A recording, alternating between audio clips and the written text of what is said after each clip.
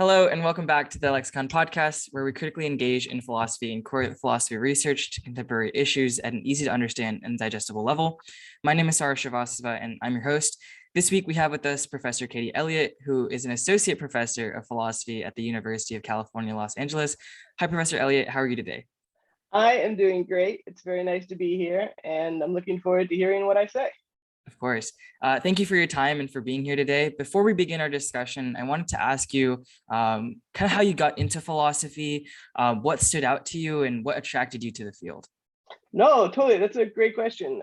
So I started as a philosophy major because I thought I wanted to go to law school. And I had heard that if you are thinking about some kind of pre-law major, philosophy is not a bad idea. I took my first philosophy course, my first semester. It was an ancient philosophy class. I got a C. Then later on in grad school, I also got very bad grades in ancient philosophy. So that was not a particularly auspicious start. But once I stopped doing history of philosophy, I found that philosophy was something you could do without knowing very many facts. And since I was the kind of person who didn't know a lot of facts, that was pretty intriguing to me. And I just really sort of took to it. I liked it a lot.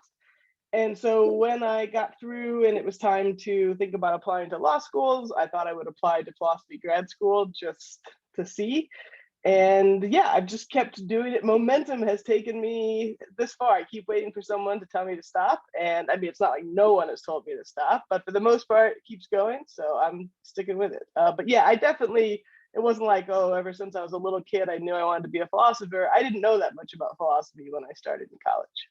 Yeah, I think a lot of people don't know about philosophy. Like I heard many stories about how like people get into school with a completely different major, then take a class of philosophy because it's like required or it's easy credits or something like that, and then they just get hooked. So like it's pretty interesting to see that. And yeah, definitely, I think I've heard of like philosophy majors as like pre-law and like being pretty good for pre-law because you get to explore like a lot of different things and kind of I guess ethics could be a really great question in law as well. Totally. But yeah, like that's definitely really interesting. Okay, so I want to move on and kind of talk about your branch of expertise on metaphysics, which is like a really big topic. So I'm hoping that you can simplify this a little bit to our listeners.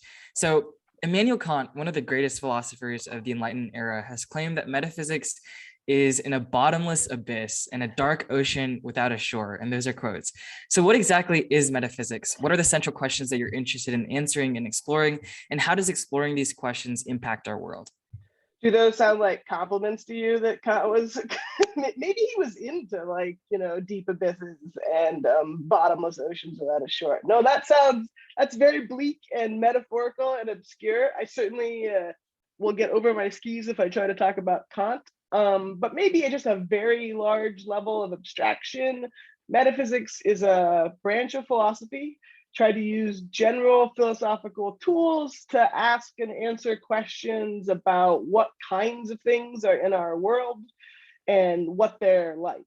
So that's like about as broad as a question could get, but maybe just to give some examples. So again, if you're doing metaphysics, you're thinking about what there is and what it's like. So is there a God, say? That's a classic metaphysical question. And if there's a God, what would God be like? Here's a very different question. What is truth? If I say a sentence is true, am I saying that there's a particular kind of relation between that sentence and the thing that makes it true? So thinking about the nature of truth is sort of one thing you might do as a metaphysician. I work on kinds of things that science talks about or scientific theories sometimes talk about. So it's pretty common in a scientific theory to see a distinction between something's being true and something's being a law of nature. So I don't know if you've ever seen those bumper stickers that say the speed of light, it's not just a good idea, it's the law. That's a huge laugh line there. You can just edit in some kind of laughter at that point, just kidding. But what is a law of nature? What does it mean to say that something is a law of nature? Or scientific theories are very interested in distinguishing correlations from causation. What does it mean when we say a correlation isn't just due to pure noise, but is in fact a causal relationship. So I'm interested in what those kinds of things are. So very broadly, if you're doing some philosophy that talks about what kinds of things there are, what they're like, you're probably doing something that could be metaphysics. But as you can see, this is an enormously broad topic. Yeah, definitely. And you talked about kind of another one of your specializations or fields of specialization, which is like the philosophy of science. So how exactly does the philosophy of science and like metaphysics interact, right? Because like, for example, let's take gravity or I guess even like the speed of light, right? We were talking about that. The speed of light is a law, as you mentioned, right? So would that mean that like, I guess philosophy of science is a branch of metaphysics, or is it just that certain topics in the philosophy of science interact very well with metaphysical questions? Yeah, this is such a good question. And historically, there's been lots of different answers to the kind of question about what we're doing when we're studying science and what we should be doing when we're studying science. So some philosophers who have studied science have been very skeptical of metaphysical questions and have thought that whatever they were doing was much more grounded in something like some kind of formal theorizing or some kind of epistemology, which is the study of knowledge. So maybe just interested in knowledge, but not really trying to use science to figure out what there is. The way that I think about the intersection between philosophy of science and metaphysics is that science is this kind of human inquiry that, as human inquiry goes, has been really successful. So you and I are talking on a computer. That's an enormously complicated thing that somehow we made. And we made that thing thanks to a myriad of scientific breakthroughs. So we have this really successful kind of inquiry, science.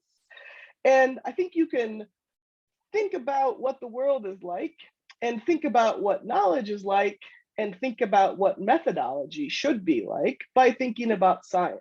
So when I think about the success of science, I think, well, for some reason, successful scientific theories distinguish between, as we said, laws and things that are true, or causes and correlations, or mere probabilities and chance.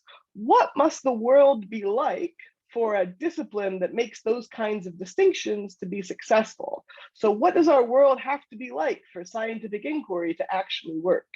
You could also, though, ask epistemological questions that would be under the heading philosophy of science. So you could think to yourself, gee, we've got all this scientific knowledge.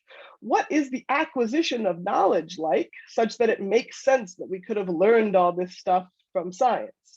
And then depending on who you are, you might think there's a kind of third sort of methodological, slightly more pragmatic area where you think, okay, there's some really good methods of inquiry that are instantiated by science, or you could think there are some really horrifically bad methods of inquiry that have been instantiated by science, especially if you're thinking about various injustices that have happened under the name of science.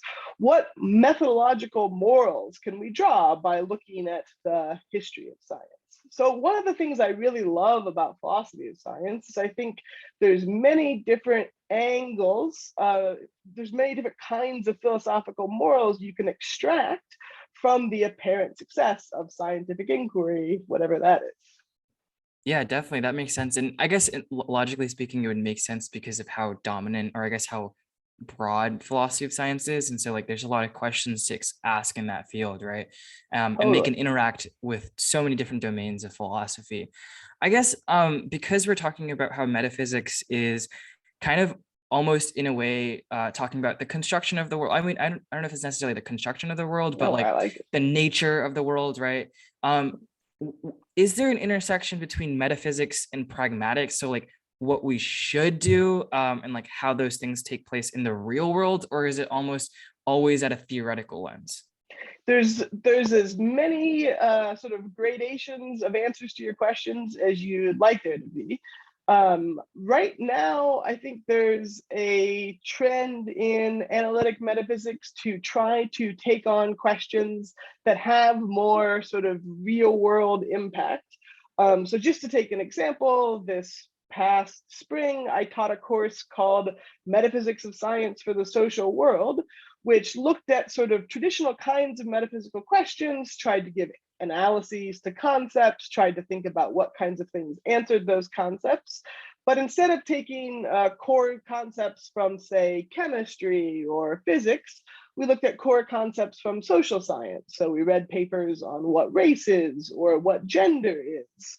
We read papers on what disability is. And sometimes those questions intersect not just with how we do in fact think about those things, but how we should think about those things. And so I think there's a growing trend. I mean, this isn't, I'm certainly not an expert in this field, but there's a sort of growing trend in contemporary metaphysics to try to do what the ethicists have managed to do, which is try to produce some knowledge that seems relevant to our everyday interaction with the world, with varying degrees of success. It hasn't all been awesome. Yeah, definitely. I mean, I think that's like, or at least personally, from, I guess this is a student's perspective as well, it seems that like that approach can be more beneficial in order to kind of spread the reach of your research or Absolutely. whatever, because and this is something that like a lot of times there are critiques of. I believe that in like in philosophy there's always like the armchair philosopher who's talking about very highly nuanced and theoretical objects, or like kind of like processes, and oftentimes there's no intersection with what we can really do. And so I feel like, at least personally, like that intersection is really awesome to see, and like kind of combining the theoretical and the pragmatic at that point, right? No, totally. Yeah. And if I can just make a plug, Kevin Mhm. Richardson, who was going to come to my seminar, and then I had a medical problem and couldn't do it. You guys can Google Kevin Richardson, who's doing really cool work exactly on this intersection. Sally Haslinger is another big name in this topic. But one reason to try to focus on philosophy of science is exactly to address this kind of worry that you're gesturing at, which is like, look, if we're just sitting in this armchair, I don't even have an armchair. I guess I have a little bit, you can't quite see it, but I promise it's an armchair. Focusing on questions that are grounded in successful scientific inquiry is supposed to be at least a step towards asking metaphysical questions that have answers that we can sort of independently check with, by leaving our houses occasionally. I mean, not that I would leave the house, but the scientists can leave their house and then come tell me stuff, and then I'll talk. That makes sense. And I guess on this like theory of like philosophy of science as well. So what are some of the central questions that kind of get asked in like this branch of like philosophy of science? Is it kind of like ways in which kind of the future should move? I know like you have like interest in like time travel. Could you like explain a little bit more on like what that kind of encapsulates and like what that research kind of looks like? Yeah, totally.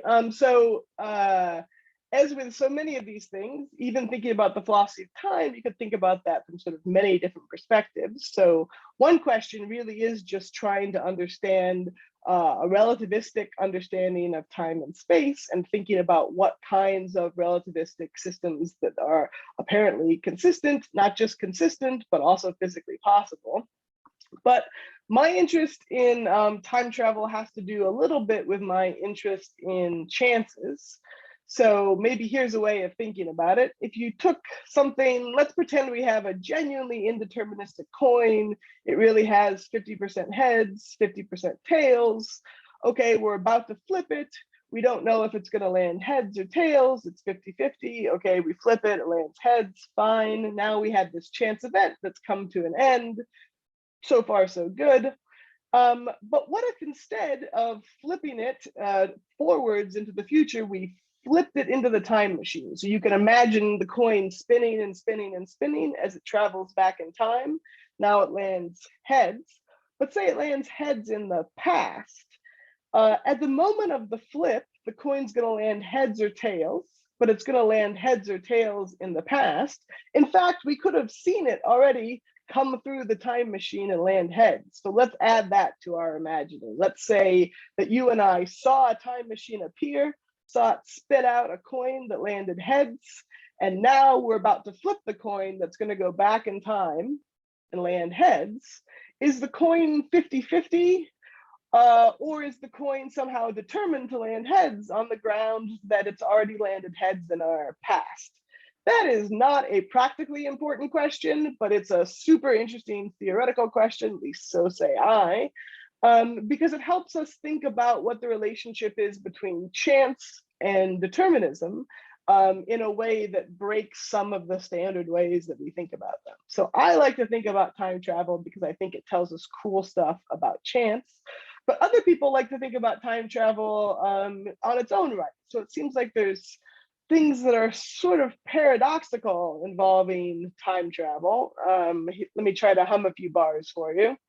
So what's something in your past that you would love to change? I don't mean to be too personal, we just met, but what's something not too personal in your past that you'd love to change? That's a really hard question. Let's say like not moving from Indiana to California, staying in Indiana. Okay, great. So you go back in time and you're like, look, the thing that I would like to change about my personal past is that, we moved to California. That was terrible. I loved Indiana. Is that Hoosiers? I don't know. I can't remember. Okay, so I loved Indiana. I wanted to stay in Indiana. I'm going to go back in time and I'm going to convince my parents, say, to not move us from Indiana to California. If you go back in time and you're really dedicated to this project, it seems like it should be possible for you to convince your parents. They're reasonable people. You'll be there. You'll explain to them the whole time machine thing, and they'll listen to you. You guys can stay in Indiana. So on the one hand, it seems like you can change the past if time travel were possible. But on the other hand, even as you're talking to your parents, you'll have your memory of having moved to California. In fact, it's already fixed that you moved to California. That's already happened. So from a different perspective, it seems like you can't change the fact that you moved to California. So which is it? Can you change the past with a time machine, or can you not change the past with a time machine? That seems paradoxical. But if special relativity or general relativity or some kind of philosophy of space-time tells us that time travel is possible, and time travel entails a contradiction, then maybe the physicists got it wrong, because the physicists shouldn't be telling us that something is physically possible that implies contradictions. So there's cool sort of puzzles to think about with respect to time travel that don't have anything to do with chance. So why anyone would think about things that don't have to do with chance, who knows? Yeah, of course. And I guess like I'm wondering about like maybe some potential impact of what this could have in like the real world, right? Like these thought experiments, right? That they're essentially just thought experiments of what would happen if you go back in time. And what I'm thinking is, just because you mentioned that in your classes you were talking about race, is like conceptions of race like over a period of time, like since the beginning and when those started, like how history could have been changed over a period of time. Like, is there any value in exploring questions like that through like this time travel kind of viewpoint, to kind of direct our resources to effective ways of maybe reducing some sort of violence or kind of correcting our wrongs, like almost like a way of introspection, really? Do you think that's like valuable at all? Like, is this something that could happen? Is it like a unique area in philosophy or something like that? I would love to tell you and any potential future employers that thinking about time travel has insights for thinking about things as important as philosophy of race, but I don't think I can quite sell that. But I absolutely agree with you that there's a ton of value in thinking about history. What is that thing, the saying that goes, if you don't learn from history, you're doomed to repeat it? I mean, certainly there are all kinds of massively important lessons having to do with horrific injustices that we should learn by thinking about history. But another sort of thing that you touched on that I think is really important is that often it feels very goofy to sit around and think about these thought experiments, but they often really do have value. So the little thought experiment we were just thinking about was trying to find a contradiction that would follow from the mere possibility of time travel. Physicists were genuinely worried about that when they were thinking about relativistic physics. And philosophers of race have all kinds of their own thought experiments to play with, to pull, genuine morals from. And certainly the social sciences are related too. So I'm pro thinking about history, and I would love it if I could sell you on some kind of practical connection between my work and something as important as those topics, but I think it's a bit of a stretch. Okay, yeah, definitely. And I think philosophy is always about stretches though. So hopefully we'll see. Yeah, maybe your dissertation will do it. I will love to read your time travel philosophy of race dissertation. That would be really, really interesting. I kind of want to ask you about, we talked about this a little bit so far, but on like chances and like your research in the field of chances. So you've written a paper called like Where Are the Chances? And I'm curious kind of about the question at hand that you're exploring. What exactly is determinism? What are chance processes? And what do compatibilists say that incompatibilists would disagree with? These are all terms that you've mentioned in the paper, and I just want to clarify that for our viewers. Yeah, totally. So I wrote this kind of wonkish paper called Where Are the Chances? And the subject of that paper is a debate among people who think about chances in the context of determinism. So diachronic determinism is roughly the thesis that a complete description of the world at a time, combined with a complete account of the laws of nature, would be enough information if you could somehow process those things together. So maybe you'd have to be a super genius, or maybe you'd have to be a supercomputer. But if you had a full specification of both the laws of nature and the world at a time, that would fix, that would settle, that would determine what the world is like at any other time. So you might think, if the world were deterministic, one thing that would mean is that there's a sense in which it would be possible to know with certainty everything that was going to happen before it happened, if you had a complete description of the world at a time. Quantum mechanics is a scientific theory that on some interpretations is inconsistent with that deterministic thesis. On some interpretations, quantum mechanics tells us, no, if you had a complete description of the laws and a complete description of the world at a time, at best you'd be able to assign probabilities to various possible futures, but there wouldn't be any possible future that was uniquely determined. There would be multiple possible futures that were possible, and you could assign probabilities to those, but you wouldn't know for certain which was going to occur. For some philosophers, those probabilities that are assigned to each of those futures, those correspond to genuine objective features of the world called chances. And so what quantum mechanics is telling you say is that there's a certain chance that a future might be actual, but you don't know for certain, or you don't know with chance one which of the futures will be actual. There's no fact of the matter at this stage. If that's how you think about chances, then when people talk about ordinary probabilities in everyday life, you probably don't think that those probabilities correspond to real chances. So going back to our flipping the quarter case, if you try to think about what the outcome of the flip of a quarter is going to be, and I say, hey, man, it's 50-50, you can't know for sure, you might start thinking, well, wait a second, if determinism is true, then in theory, I should be able to know with certainty whether the coin's going to land heads or the coin's going to land tails. Maybe if I knew the exact microphysical construction of the coin, maybe if I knew the exact force and direction of the force that's going to flip the coin, maybe if I knew exactly how gravity was impacting the coin, what the wind conditions were, now I start adding facts and facts and facts, and the deterministic thesis seems to suggest that there isn't really a 50-50 chance of the coins landing heads, that that's actually just a probability that reflects our ignorance about what's going to happen in certain macrophysical situations. We don't know the full microphysical details, so we have to assign probabilities to various outcomes. But if determinism is true, we could program a supercomputer that would know the outcome of every possible coin flip before the coin flip happened. So if you sort of think along those lines, then you think that there can't be any chances in a world that's deterministic. What a chance is and what determinism is are things that just aren't compatible. So somebody who's an incompatibilist is somebody who thinks that the only chanciness that there would be to be found is ruled out by the thesis of diachronic determinism. Other philosophers, though, have argued that even if the world is fundamentally deterministic, so that a complete understanding of the microphysical structure of the world determines the microphysical future, even if that were true, there could still be genuine indeterminism, not at the microphysical level, but at some macro level.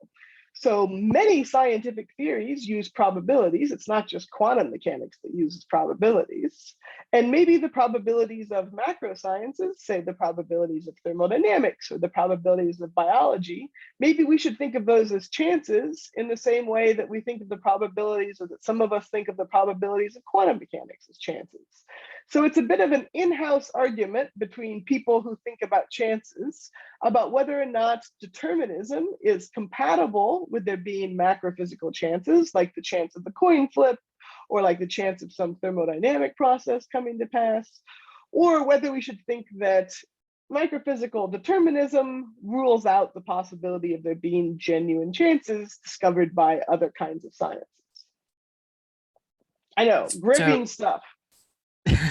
I mean, definitely like really interesting stuff, but I guess I'm kind of confused here on like the difference between chances and probability, because you mentioned that sometimes we can consider like a probability to also be a chance, but like aren't those the exact same thing? Like if you have a probability of something happening, you also have a chance of something happening corresponding to that probability, which is generically, I guess in statistics, like a percentage or like a decimal number, or like a 0.75 or a 75% chance of something happening, also a 75% probability of something happening. So what exactly is that distinction?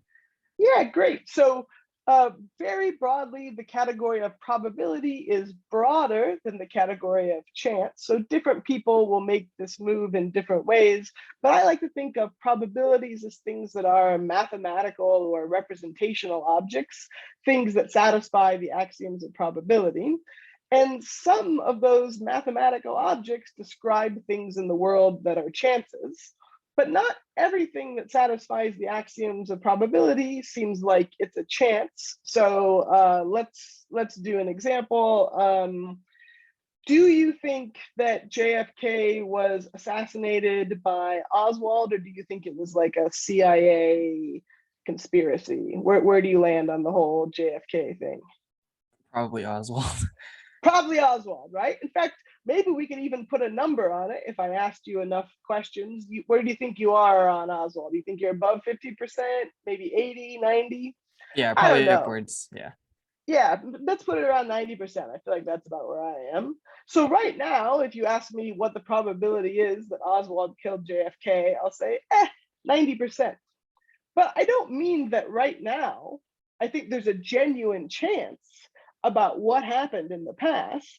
I think that it's fully settled and fixed whether or not Oswald killed JFK.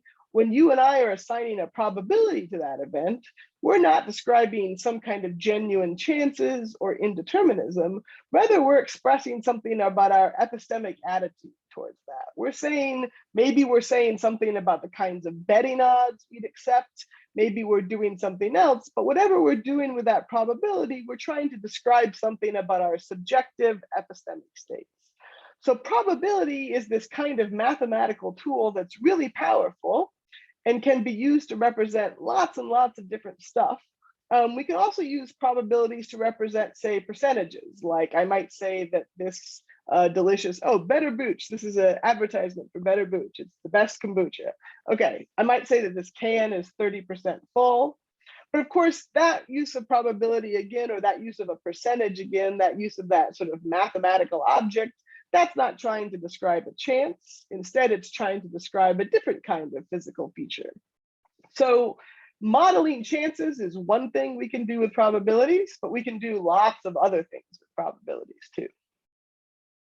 Okay, that makes sense. And like, I guess that distinction makes sense. But just to clarify as well, like statistics and I guess the probability research in statistics, that directly correlates or at least helps in chance research as well, right? Like you definitely rely. Okay, yeah, that makes sense. So one thing we're doing with those probabilities that we study in statistics is we're trying to figure out what the chances are, what the real sort of chances are. So if I take a coin and I toss it a whole bunch of times, and I make note of the number of times it's landed heads over the total number of times it's been flipped, that's going to give me a probability. Say we do it 10 times, 7 times it comes up heads.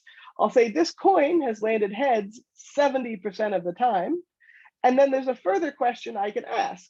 Is that 70%? Do we think that matches what the chance of the coin landing heads really is? Or do we think we need to flip the coin a few more times in order to come up with a probability that matches the chances. So statistics is a great example of an area where we're using lots of formal and empirical tools to get the probability values closer and closer and closer to what the genuine chances are by getting more and more information about the particular case at hand.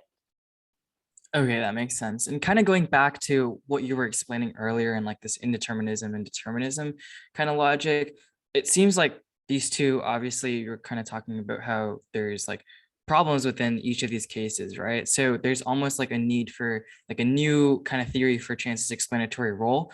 Like what is it? And like, I guess this is kind of talking about your theory. And what does it mean for information about chances to serve to explain the occurrence of an event with information about laws and antecedent conditions explaining those chances? And then is your theory compatible with or inclined, I guess, with compatibilism or incompatibilism? Yeah, totally. So going back to this question about determinism and chance and how those things are supposed to be related, as you and I have kind of danced around, chance is a bit of a prima facie mysterious thing out there in the world.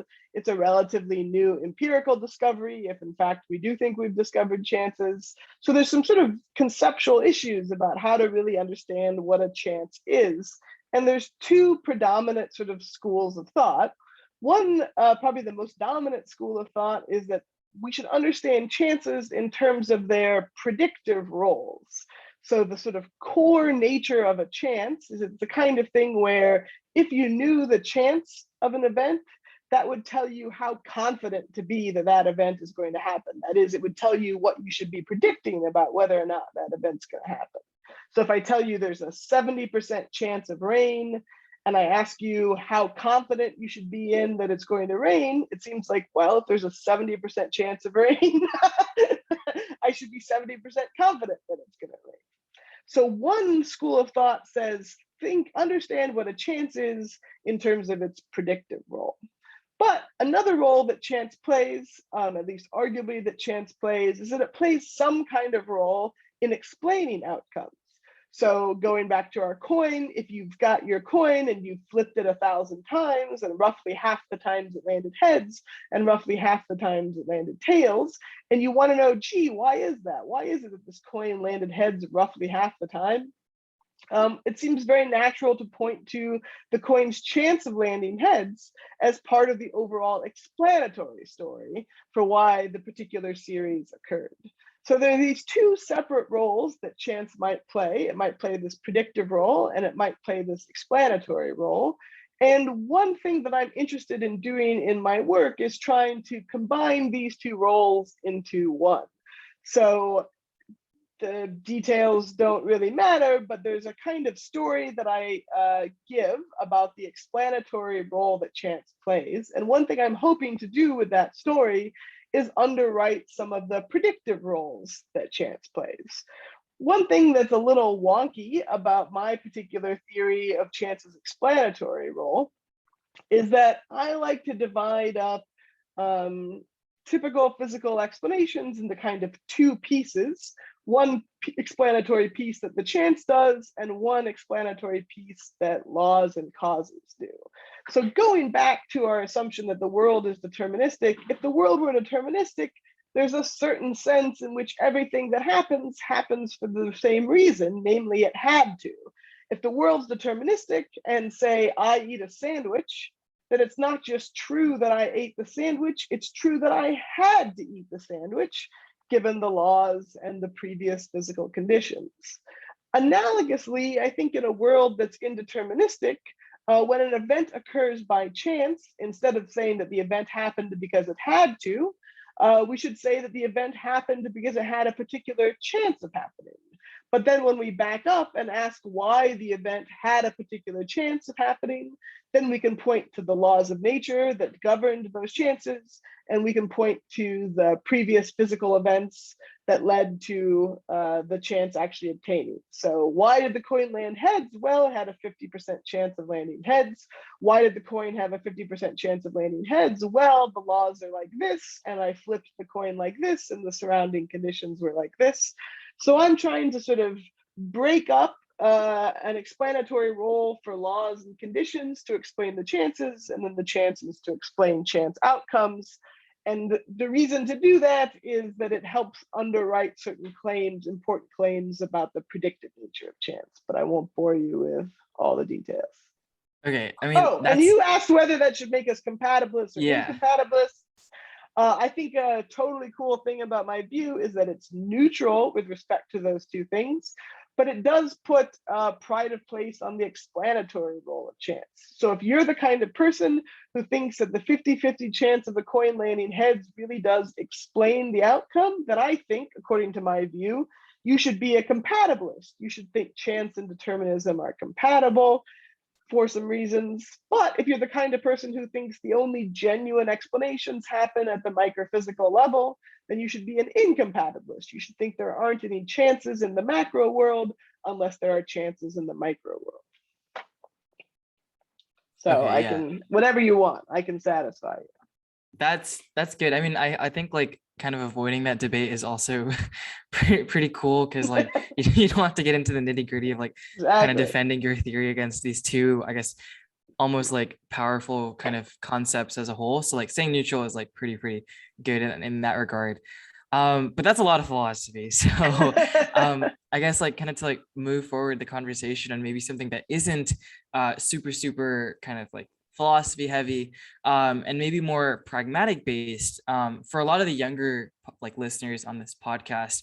I'm curious in exploring how this like new view could be influential in understanding chances in the real world. So for example, we talked about like the coin flip, but also, or like the weather, but also how could it influence maybe larger things like the college admission cycle, which or like landing a job. Many people attribute those things to be a product of both the individual's kind of resume or character, but also largely due to luck and chance.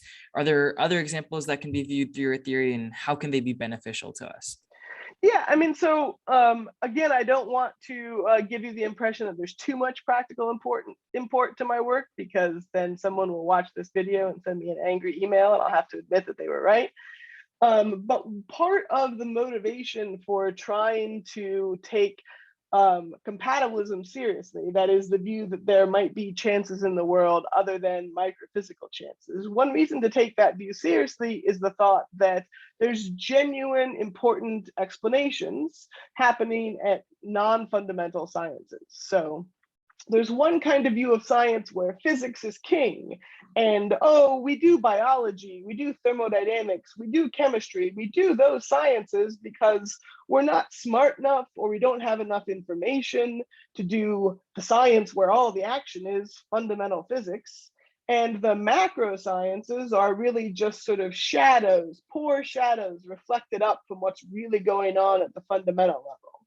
If you're somebody like me who's inclined to think that, say, biology or thermodynamics or other mature probabilistic sciences really do discover chances in the world, you're probably the kind of person who thinks that there are autonomous explanations happening in biology or happening in thermodynamics that don't owe their import just to physics. It's not like physics is king and everything else is its shadow. If you're a compatibilist, you probably think that there are autonomous branches of science, all of which have an equal claim to discovering independent explanations of physical processes.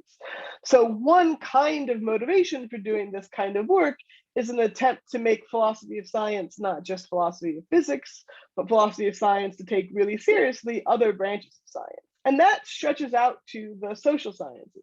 So I'm, while there's all kinds of critiques of social science that I think are important, I think there's lots of really important empirical work that happens that's about people and about societies, and that can have the same kind of rigor and import as, say, physics.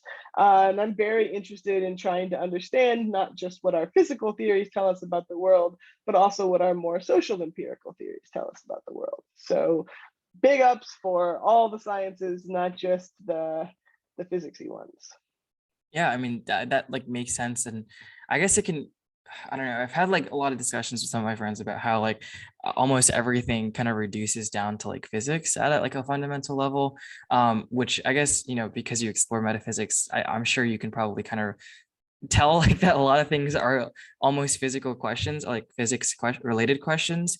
But yeah, definitely like a lot of importance to all the other sciences as well. And kind of on the same track of tailoring towards the young audience who's listening to this podcast, I wanted to ask kind of about teaching philosophy.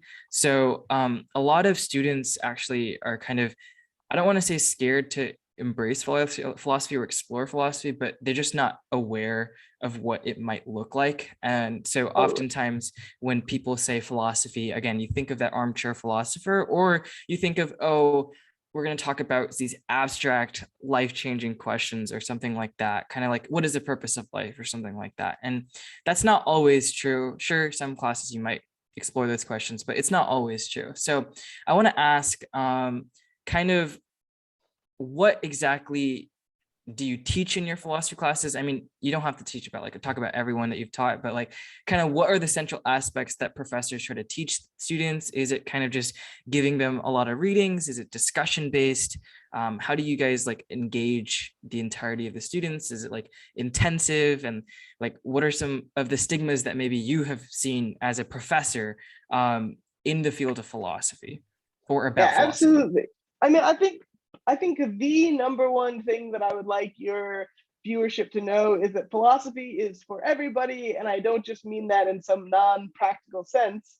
Philosophy is a really good major if you're thinking about, I mean, I think there's this like, I feel like when I was a kid and I went to college, there was like a joke about like, oh, what are you going to do with your philosophy degree? I guess you're going to work at McDonald's. And I did work at McDonald's, but it was completely independent of the fact that I was a philosophy major.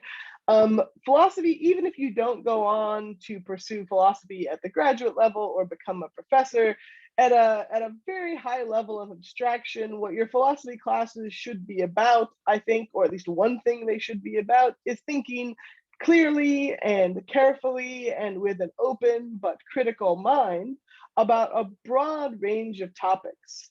You also, hopefully, in a philosophy class, will learn to write clearly in an analytic style. You'll hopefully learn to have controversial conversations and debates with people in a respectful but productive way. There's a certain style and method to thinking philosophically that I think is really, really helpful in a broad range of careers. So it used to be that, philosophy, maybe it still is thought of as a kind of niche major that you'd only do if you sort of, didn't have to worry about money or didn't have to worry about getting a job later on or weren't worried about pleasing your parents.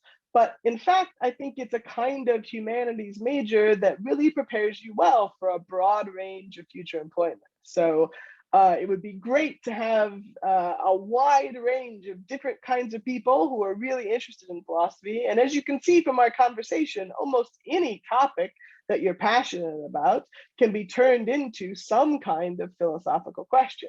So if you're the kind of person who really likes to think about issues from a couple of different sides, even if you're more interested in STEM topics, you can find some cool philosophy classes.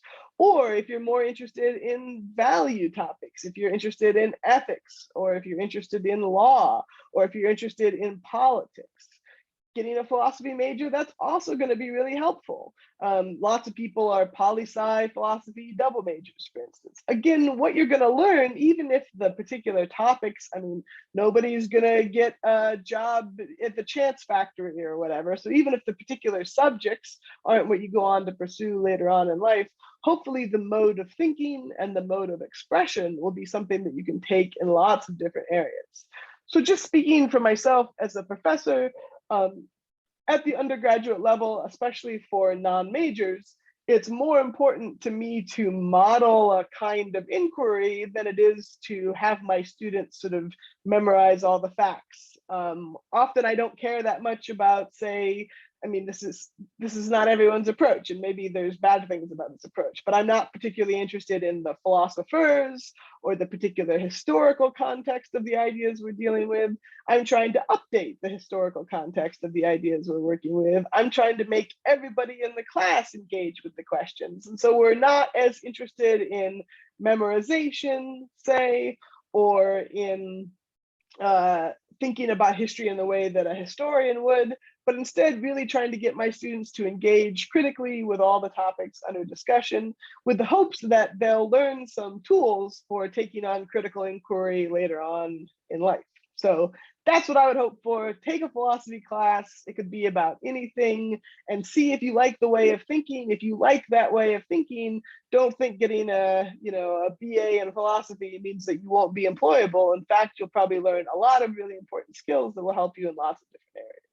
Yeah, and I agree. And I think maybe like something that's powerful in philosophy as well is the intersectionality that comes with it, because literally every single field has Everything. some sort of philosophy. And like for example, like philosophy of mind is the intersection between psychology, computation, even neuroscience and philosophy. So there's a lot of Yeah. different aspects like That's a associated with. philosopher, by the way. This is Michaela McSweeney, another philosopher. Hello. And so yeah, like there's a lot of kind of intersectionality within the like philosophy and like all these different branches. So like I don't think there's like ever, I mean, like whenever I hear like all of these like rumors about or like about philosophy, it kind of it kind of like irks me a little bit, because it's like, no, like you kind of just don't know it yet. I'm sure you'll And it's hopefully. up to every generation too. I mean, philosophy has changed so much just since I've been in philosophy. The kinds of breadth of topics and focus of topics have changed. So if you're a young person who's sort of interested in the way philosophers think, but you don't think they're thinking about the right topics, well, good news. You can be the very person to change that. Come take our classes. Come tell us what we should be thinking about. Part of what's cool about philosophy is that philosophy likes to think about itself too. So philosophy is constantly evolving. What are taken as the core topics are constantly evolving. And there can be a revolution of young people who bring on whatever questions they think deserve attention. So just because the generation above you thought about one type of question doesn't mean that that's essential to what philosophy is. Philosophy can be what you guys make it. Exactly. And kind of like to wrap this conversation up, I want to ask you what you're doing now, and what your research is focused on now, so people who may be interested in your research can kind of follow up and see what you're doing. Yeah, totally. The thing that I'm working on now that I'm most excited about, well, so I have a book manuscript that I've been working on for a while, having to do with the stuff about chance that we talked about. But I'm working on a project having to do with machine learning right now with a former student of mine, Professor Gabby Johnson at Claremont McKenna. She's super interesting. Her work is super interesting. And we're trying to write a paper about how to think about whether machine learning programs instantiate biases and the kinds of biases they might instantiate. So there's been a lot of talk and interest recently in trying to understand some of the downsides of using machine learning to do a wide variety of things, from targeting ads to governing certain kinds of police enforcement. And we're interested in taking old sort of philosophy of science questions, updating them and asking them about them in a new context that machine learning presents. So if you are interested in machine learning and that's the kind of thing you want to read about, come to my website or go to Gabby's website or shoot me an email. That's a good example of a totally new topic in the philosophy of science that also has, genuine practical import and of course reaches out to value and political theory as well. And I'll put both of those links kind of in the description, so anyone who's interested can check those out. That about wraps up our discussion today. Thank you so much, Dr. Elliott, for kind of the discussion and talking about everything from chances, talking about time travel, and kind of like about philosophy as a whole. I learned a lot, and I'm sure everyone who's listening did as well. So thank you. It was great talking to you. You're really fun to talk to, and I really appreciate that this thing exists and that you had me on. It's such a cool thing.